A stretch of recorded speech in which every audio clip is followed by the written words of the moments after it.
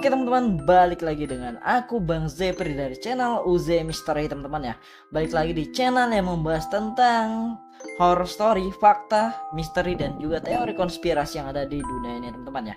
Dan pada kesempatan kali ini teman-teman, aku akan menceritakan salah satu kisah horor lagi teman-teman ya. Oke, jadi kisah horor tersebut terjadi di salah satu kota di Jakarta teman-teman ya. Dan namanya itu adalah Dinda, seorang siswi kelas 12 teman-teman ya. Oke teman-teman, jadi sebelum kita mulai menceritakan tentang kisah si Dinda ini atau pengalaman horor dia teman-teman, jadi saya ingatkan untuk video ini jangan lupa di like, share, komen, dan subscribe, karena subscribe itu gratis, dan klik loncengnya agar kalian mendapat notifikasi terbaru dari video Bang Zepri atau dari channel UZ Misteri teman-teman ya. Bantu channel ini sampai 100 subscriber pertama teman-teman. Oke teman-teman, jadi tanpa basa-basi langsung aja kita akan mulai ceritanya.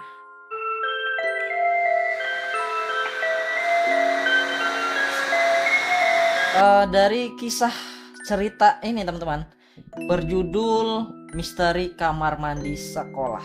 Oke, jadi kita mulai ceritanya ya. Saya tak pernah menyangka kalau malam ini akan menjadi mimpi buruk terburuk dalam hidup saya. Nama saya Dinda, seorang siswi kelas 12 di salah satu SMA di Jakarta. Aku tidak membacakan menyebutkan nama sekolahnya teman-teman ya, karena ini adalah suatu privasi teman-teman. Seperti biasa, hari ini saya pulang lebih larut karena harus menyelesaikan tugas kelompok bersama teman-teman. Sekitar pukul 10 malam, saya baru selesai dan sekolah sudah sepi. Semua teman sudah pulang dan saya hanya tinggal sendirian di sekolah yang gelap gulita. Saya merasa sedikit takut, tapi tetap berusaha tenang. Waktu itu saya hanya berpikir untuk cepat-cepat pulang dan menuntaskan tugas yang masih tersisa. Namun, ada satu hal yang membuat saya ragu untuk pulang terlalu cepat. Kamar mandi di sekolah yang berada di ujung lorong sebelah ruang kelas saya. Kamar mandi itu sudah lama dikenal angker oleh teman-teman. Namun saya belum pernah benar-benar merasa terganggu. Malam ini, untuk pertama kalinya saya merasa tidak nyaman. Saat berjalan melewati lorong yang sepi, saya merasakan udara yang aneh. Seperti ada sesuatu yang berat di udara. Seakan-akan lorong ini menelan suara dan cahaya. Begitu sampai di depan pintu kamar mandi, saya berhenti sejenak. Lampu di kamar mandi itu berkedip-kedip dan suara tetesan air terdengar pelan. Rasanya seperti ada sesuatu yang menunggu di dalam. Saya menarik napas dalam-dalam,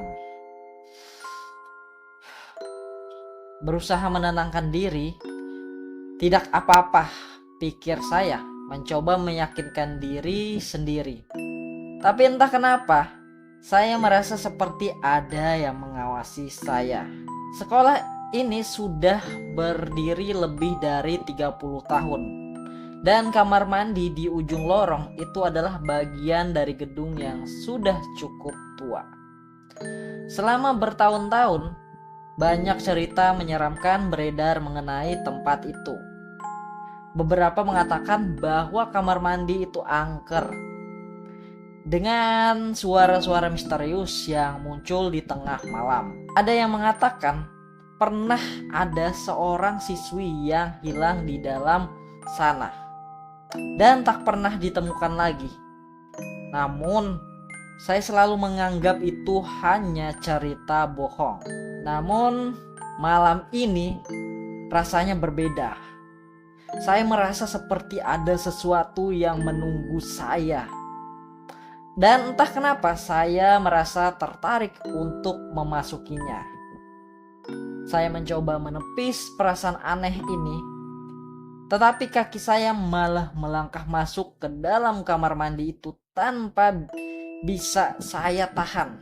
Pintu kamar mandi itu terbuka dengan suara berderak.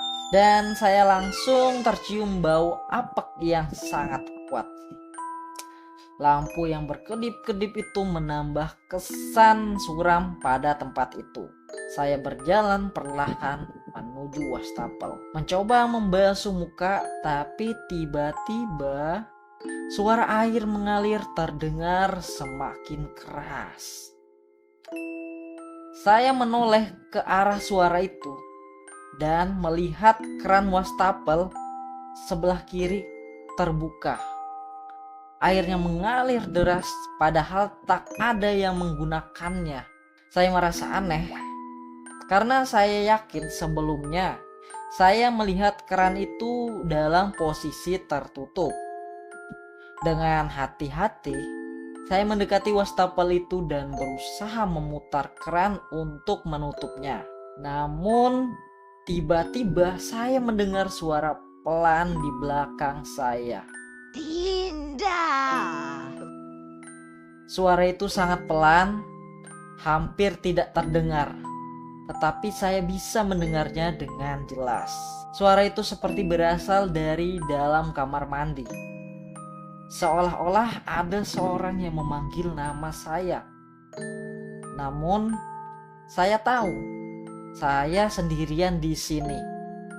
Saya menoleh dengan cepat, tetapi tidak ada siapa-siapa. Hanya dinding dan pintu yang terbuat dari bahan beton yang sudah lapuk. Jantung saya berdebar sangat cepat. Saya tidak tahu apa yang harus saya lakukan untuk sesaat. Saya hanya berdiri kaku di sana, mencoba memahami apa yang baru saja terjadi. Saya mulai merasa cemas. Saya melangkah mundur, berniat untuk keluar dari kamar mandi dan meninggalkan tempat ini secepatnya. Namun, saat saya melintasi cermin besar di samping pintu, saya melihat bayangan yang tidak seharusnya ada. Di cermin itu, saya melihat sosok seorang siswi dengan rambut panjang basah yang menggantung. Wajahnya pucat pasi, matanya kosong menatap saya. Dia mengenakan seragam SMA yang terlihat sudah usang. Kancing bajunya terbuka dan ada bercak darah di ujung bajunya. Saya terkejut. Mulut saya terkunci dan tubuh saya terasa kaku. Sosok itu tidak bergerak, hanya berdiri di sana memandang saya dengan tatapan kosong. Saya ingin berteriak, tapi suara saya entah kemana hilangnya. Dinda. Suara itu kembali terdengar, kali ini lebih jelas, seperti bisikan yang datang dari dalam cermin. Saya berperanjat, langkah mundur, saya terhenti, dan tiba-tiba tubuh saya seperti ditarik ke dalam cermin. Saya merasakan udara menjadi sangat dingin, dan tangan saya mulai terasa berat. Dengan panik, saya meraih dinding kamar mandi, berusaha menahan tubuh saya agar tidak terseret lebih dalam. Namun, cermin itu pecah. Suara kaca yang retak terdengar seperti teriakan, dan semua benda di sekitar saya seperti berputar. Saya terjatuh, dan entah kenapa saya tidak bisa bergerak lagi. Sebuah tangan dingin memegang pergelangan tangan saya. Saya menoleh, dan saat itu saya melihat sosok yang sama. Kini berbeda, tepat di depan saya dengan senyuman yang mengerikan. Saya menjerit, berusaha bangkit, tetapi saya terjatuh kembali. Saya terbangun. Saya merasa tubuh saya sangat lelah. Suasana kamar mandi itu berubah gelap. Seakan-akan ada kabut yang menyelimuti ruangan. Saya mencoba berdiri, tetapi tubuh saya terasa seperti lumpuh. Saya melihat sekeliling, tapi sekarang kamar mandi itu terasa lebih luas, lebih menyeramkan. Di dinding yang gelap, saya melihat tulisan-tulisan aneh yang tergores dalam cat merah. Jangan masuk, mereka menunggumu. Saya merasa takut dan berlari ke pintu. Tetapi pintu itu terkunci dari luar. Saya berusaha mengetuk-ketuk pintu, berharap ada yang mendengar saya, tapi tidak ada suara yang datang. Ketika saya mendongak, bayangan sosok itu muncul lagi di ujung lorong. Kali ini dia bukan lagi berdiri diam, tetapi berjalan menuju saya dengan langkah yang perlahan, seakan-akan menginginkan sesuatu dari saya. Jangan lari, Dinda.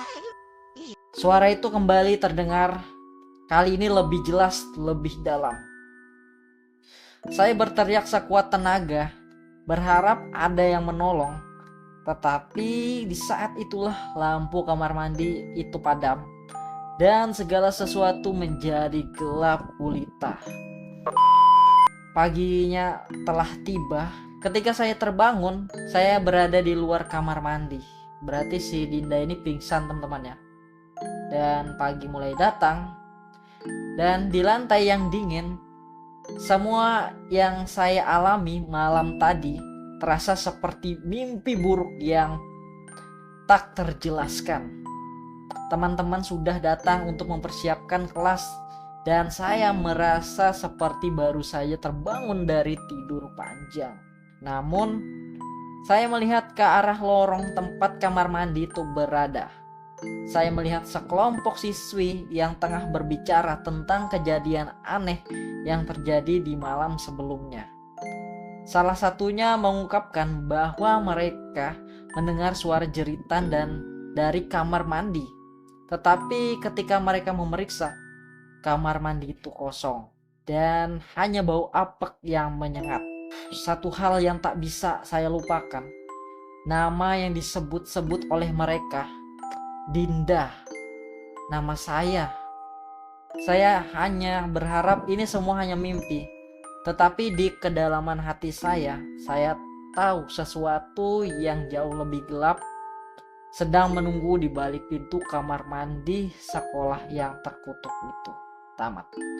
Oke teman-teman, jadi itu dia teman-teman ya, salah satu cerita pengalaman seseorang yang bernama Dinda yang sekolah di salah satu siswi di Jakarta teman-teman ya, di SMA di Jakarta teman-teman ya.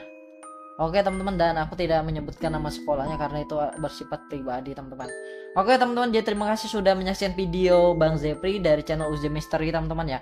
Jadi jika kalian suka dengan video ini silahkan bantu subscribe-nya, dan jika kalian ingin punya cerita yang ingin aku bacakan silahkan kalian kirim di email yang ada di description ini teman-teman ya. Nanti aku akan baca cerita kalian di next video teman-teman. Oke teman-teman, jadi sampai jumpa di next video teman-teman. Jadi saya Bang Zepri dari channel UJ Mystery teman-teman ya. Terima kasih, see you and goodbye.